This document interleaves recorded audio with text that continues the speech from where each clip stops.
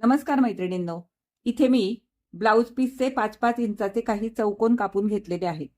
हे जे चौकोन आहेत हे 12 आहेत आणि हे जे चौकोन आहेत हे 6 आहेत. म्हणजे गुलाबी रंगाचे 12 चौकोन आणि पोपटी रंगाचे 6 चौकोन.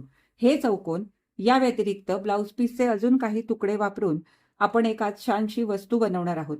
ही वस्तू मी का बनवणार आहे, कशी कशी बनवणार आहे, हे सगळं तुम्हाला व्हिडिओमध्ये पुढे दिसणारच आहे किंवा मी सुद्धा मध्ये मध्ये सांगणार आहे.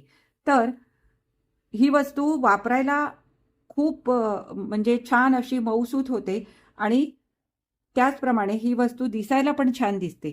तर ती वस्तू काय आहे हे जर तुम्हाला जाणून घ्यायचं असेल आणि ती मी कशी बनवणार आहे हे जर तुम्हाला जाणून घ्यायचं असेल तर हा व्हिडिओ मात्र तुम्ही शेवटपर्यंत नक्की बघा.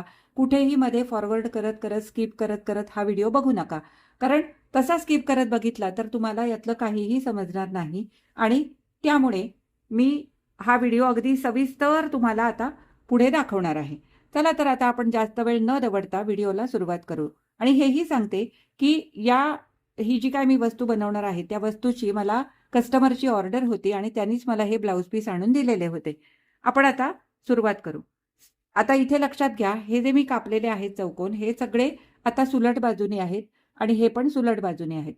सगळ्यात आधी काय करायचं, यातले 6 चौकोन या 6 चौकोनांना जोडून घ्यायचे. पण ते कशा पद्धतीने जोडायचे, तर सुलट बाजू सुलट बाजूवर ठेवायची आणि याला बाजूने टाचण्या लावून घ्यायच्या. आणि हेही सांगते की हे जे कपडे मी आता वापरते याला मी आधी इस्त्री करून घेऊनच मग हे चौकोन मी कापलेले होते. हे बघा, इकडनं एक टाचणी लावायची, इकडनं दुसरी टाचणी लावून घ्यायची. अशा 2 कोपऱ्यात या 2 टाचण्या लावून घ्यायच्या. आणि त्यानंतर मग आता हे जर डार्क वाटतंय तर तुम्ही इकडनं वापरू शकता.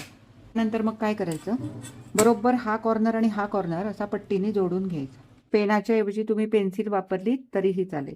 आणि याच्या बाजूला पाव इंचावर पुन्हा तशाच रेघा मारून घ्यायच्या. हे असेच सगळे 6 चौकोन याला जोडून घ्यायचे.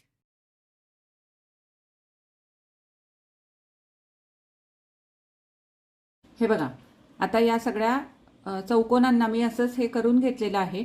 आता आपल्याला काय करायचं आहे, इथे जिथे बाजूनी आपण ह्या ज्या रेघा मारलेल्या आहेत पाव इंचावर, तिथे दोन्ही बाजूनी शिवून घ्यायचं आहे. आणि हा जो मधला भाग आहे हा आपल्याला मोकळा ठेवायचा आहे. इथे आपल्याला काही शिवायचं नाही आहे, पण हे नंतर आपल्याला कापून घ्यायचं आहे.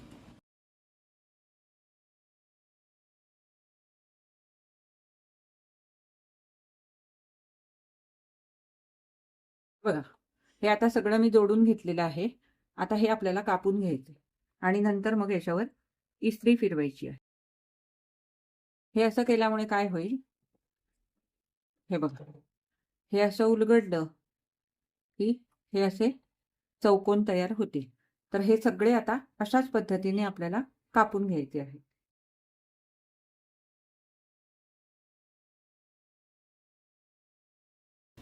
हे सगळे कापून झाले. आता आपल्याला याच्यावरनं इस्त्री फिरवायची आहे.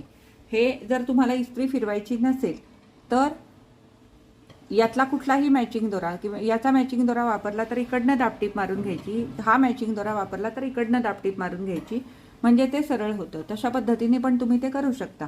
परंतु मी नेहमी इस्त्री करून घेते, कारण ते दिसायला जरा छान दिसतं इस्त्री फिरवल्यावर आणि त्याला एक छानसा असा प्रोफेशनल लुक येतो.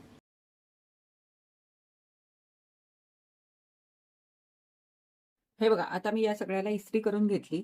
आता ही जी टोकं आहे आणि हे जे एक्स्ट्राचे दोरे आहेत हे सगळे कापून टाकायचे. सगळ्याचे मी हे कोपरे काढून टाकले. आता आपल्याला काय करायचंय, हे जोडताना हे असं उलट सुलट जोडायचे. म्हणजे कसं की गुलाबीवर पोपटी कपडा आणि पोपटीवर गुलाबी हे जोडायचं, म्हणजे असं हे ठेवून घ्यायचे. आणि ते ठेवताना एक लक्षात घ्यायचं, हे बघा, हे जे आहे ना, याची ही जी शिवण आहे ही इकडनं जाईल आणि याची आहे ती ही इकडनं येईल. हे अशा पद्धतीने, हे बघा, म्हणजे काय होतं, एका ठिकाणी ते जाड होत नाही आणि त्याचं फिनिशिंग पण व्यवस्थित येतं. हे इकडनं, हे इकडनं. पुन्हा याला इथे या बाजूला टाचणी लावून घ्यायची. म्हणजे जो शिलाईचा भाग आहे तिथे आपल्याला टाचणी लावायची आणि हा जो प्लेन भाग आहे तो आपल्याला असा मधोमध ठेवायचा आहे. आणि ठेवताना मी कसं ठेवलंय लक्षात घ्या. उलट सुलट म्हणजे गुलाबीवर पोपटी कपडा येईल अशा प्रकारे हे ठेवलेलं आहे. आणि आता काय पुन्हा आपल्याला पहिल्यासारखीच कृती कंटिन्यू करायची आहे. आणि आता पुन्हा इथे आपल्याला मगाशच्या सारखं 3 लाईन मारून घ्यायची. म्हणजे बरोबर कोपऱ्यात 1 आणि बाजूनी पुन्हा पाव इंचावर रेघा मारून घ्यायची. आणि मगाशी आपण जसं शिवलं त्या पद्धतीनेच हे आपल्याला शिवून घे. हे असं आपल्याला सगळ्या 6ही तुकड्यांना करायचं आहे. आणि आता मगाशच्या सारखं हे मधलं आपल्याला कापून घे. हे अशा प्रकारे डमरू सारखं आपलं तयार होईल. डमरू असतो ना त्या आकाराचं. तर हे सगळ्याला याला करून घेते. मग पुढे काय करायचं हे आपण नंतर बघू. आता हे सगळे आपण सांगितल्यासारखं बनवून घेतलं. आता याला आपण पुन्हा इस्त्री करून घेऊ.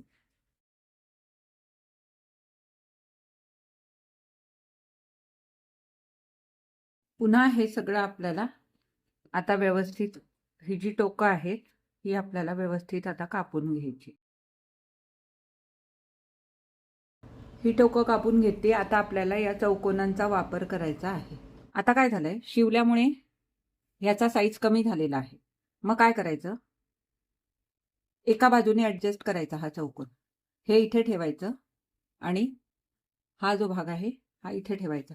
कुठली तरी एक बाजू ऍडजस्ट करून घ्यायची आणि हे याला जोडून घ्यायचं. हे बघा, ही म्हणजे काय होतं, हा जो साईडचा पार्ट आहे हा आपल्याला काढून टाकता येतो. अशा पद्धतीने हे आपल्याला सगळे आता जोडून घ्यायचे आहे.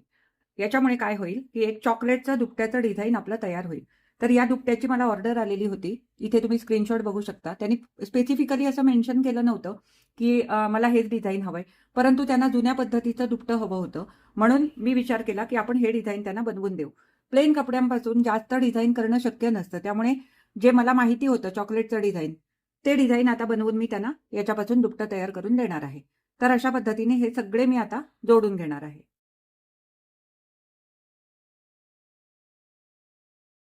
आता हा जो 1/2 इंचाचा भाग आहे याला आपण जेव्हा दुसरी पट्टी मधली जोडू त्यावेळेला हा भाग आपला झाकला जाईल आणि हा जो भाग आहे हा आपण कापून टाकणार आहोत.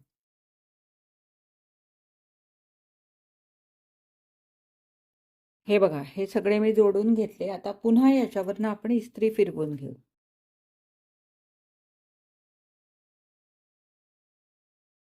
आता रूलर आणि कटरच्या सहाय्याने हे मी कट करून घेणार.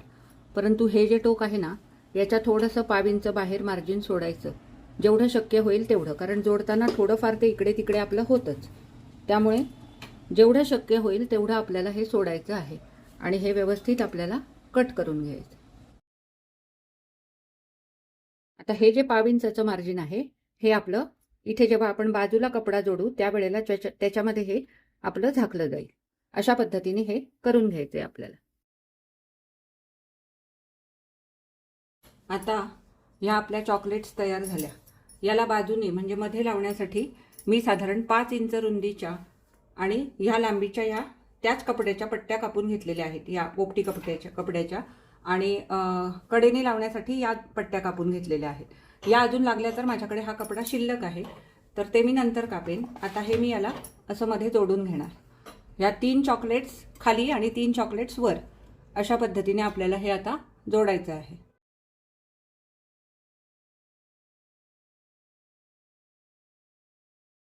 आता इकडनं जर तुम्ही अलाइन केलं तर इकडनं करायचं, म्हणजे खालनं आपल्याला कापून टाकता येतं. हे असं मध्येच खाली मध्येच वर असं नाही जोडायचं. हे व्यवस्थित जोडून घ्यायचं म्हणजे एकाच बाजूने आपल्याला कुठून तरी हे कापून टाकता येईल.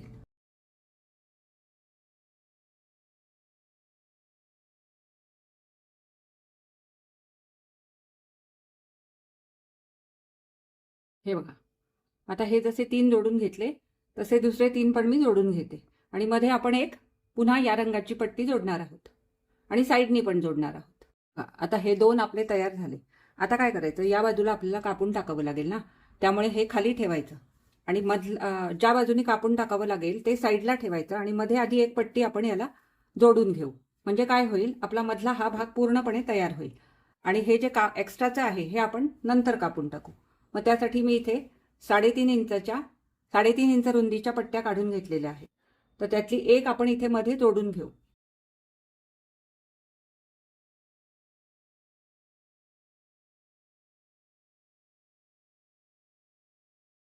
आता आपल्याला हे जे बाजूचं आहे हे आधी आपल्याला कापून टाकावं लागेल आणि मग इथे बाजूने आपल्याला पट्टी जोडावी.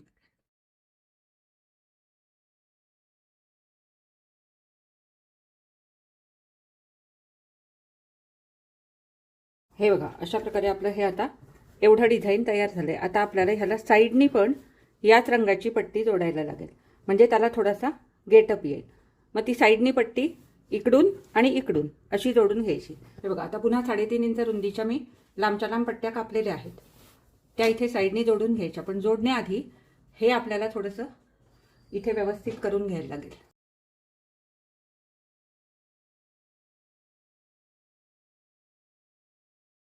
आता याच्यावरनं आपण एक दाबटीप मारून घेऊ. ॲक्च्युअली कसं असतं, इस्त्री करून घेतली तरी सुद्धा चालते, परंतु दाबटीप मारून घेणं सोपं जातं. आणि दाबटीप मारून घेतल्यामुळे हा जो भाग आहे हा व्यवस्थित असा ताठ राहतो. त्यामुळे फक्त साईडनी याला आता मी याच रंगाचा दोरा वापरून दाबटीप मारून घेणार आहे.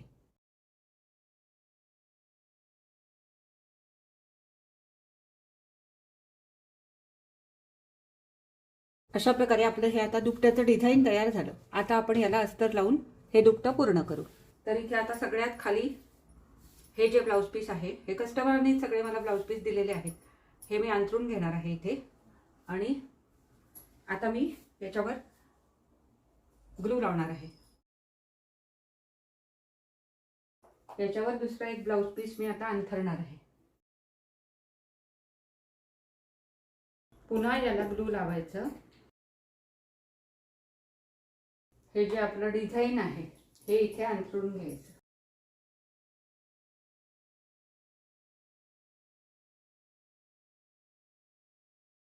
हे बघा, अशा प्रकारे हे मी आता खाली अस्तर त्याला चिकटवून हे व्यवस्थित सेट केलेलं आहे.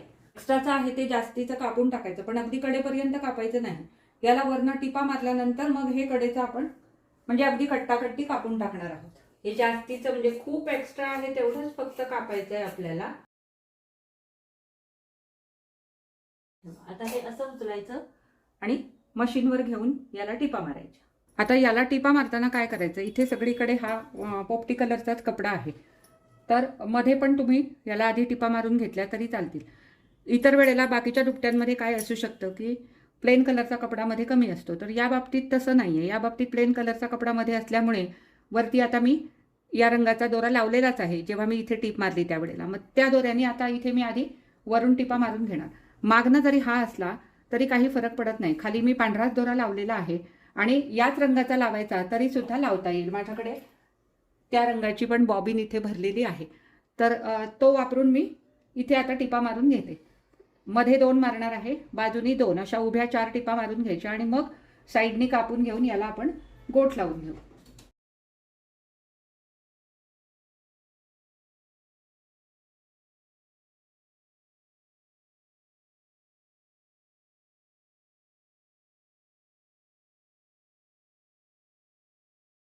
आता हे आपलं पूर्ण सिक्युअर झालेलं आहे 4 टिपा मारल्यामुळे. आता हा साईडचा जो कपडा आहे हा व्यवस्थित कापून घ्यायचा. आता हे झाल्यानंतर एकदा उलटं करून बघायचं आपण जे केलंय ते दुसऱ्या बाजूने पण व्यवस्थित आहे ना, हे एकदा चेक करायचं, म्हणजे आपल्याला पायपिंग लावायला सोपं जातं. आणि इथे आता तुम्ही बघू शकता मागणं सुद्धा मॅचिंग दोरा वापरल्यामुळे कुठेही ही टीप आपली दिसून येत नाही किंवा कळून येत नाही. आता याला या गुलाबी रंगाची पायपिंग लावणार आहे मी.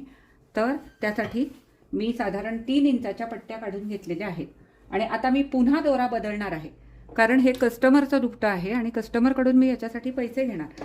त्यामुळे मी ते फिनिशिंग सकटच कस्टमरला देणं गरजेचं आहे आणि म्हणून मी हे मॅचिंग दोरे वापरते. परंतु घरातल्या वापरासाठी शिवणार असाल तर दोरे नाही बदलले तरी सुद्धा चालेल. बघा, आता हे सुलट बाजू आणि ही उलट बाजू म्हणजे मागची बाजू दुपट्याची, हे असं एकावर एक ठेवायचं आणि इकडनं हे जोडून घ्यायचं.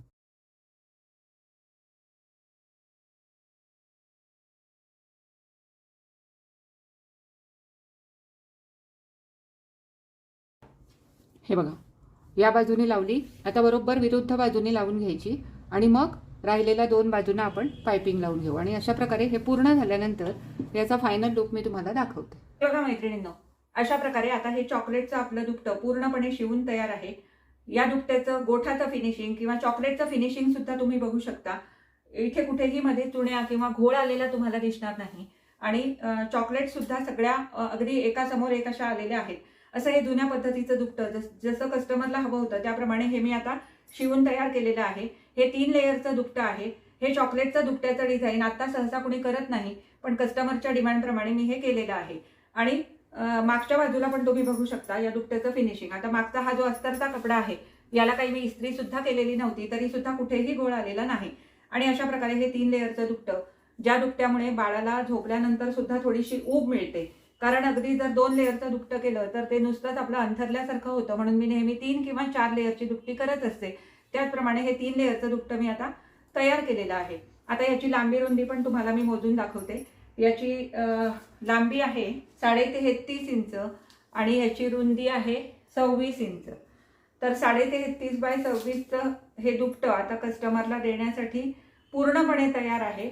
आणि 6 महिन्याच्या बाळाला अंथरायला किंवा पांघरायला सुद्धा हे आरामात पुरेल अशा प्रकारे हे दुपटं झालेलं आहे. तर आजचा हा व्हिडिओ तुम्हाला कसा वाटला मला कमेंट करून अवश्य कळवा. आवडला असेल तर लाईक करा, जास्तीत जास्त शेअर करा आणि मला सपोर्ट करा. आणि हाईप सुद्धा करायला अजिबात विसरू नका. आता आपण पुन्हा भेटू अशाच एखाद्या छानशा नवीन व्हिडिओमध्ये. तोपर्यंत मी तुमचा निरोप घेते. धन्यवाद.